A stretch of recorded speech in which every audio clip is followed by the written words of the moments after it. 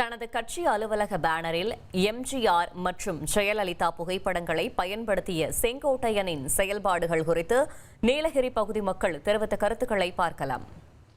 அரசியல் தலைவர்களை வந்துட்டு எல்லாரும் பொதுவாக எடுத்துக்கலாம்.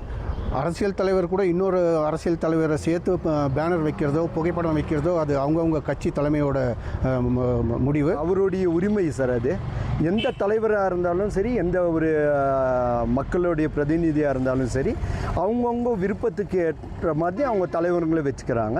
அதனால் அதில் எந்த ஒரு பாதிப்போ எந்த ஒரு தற்பெருமையோ கிடையாது.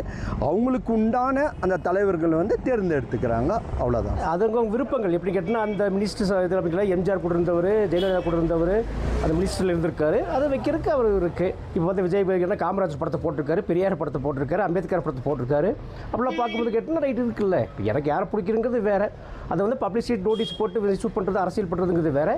வீட்டில் அவங்கவுங்க விருப்பங்களுக்காக வைக்கல, அது தப்பு இல்லை. எம்ஜிஆர் ஜெயலலிதா அவர்களின் படத்தோடு தாவேக தலைவர் விஜயின் படத்தை வைத்து செங்கோட்டையன் அவர்கள் அலுவலகத்தில் பேனர் வைத்ததை குறித்தும், அதே போல எம்ஜிஆர் மற்றும் ஜெயலலிதா அவர்கள் அனைவரும் உரிமை கொண்டாடலாமா என்ற கேள்விக்கும் உதகைவாழ் மக்கள் கூறிய கருத்துக்களை தற்போது பார்த்தோம்.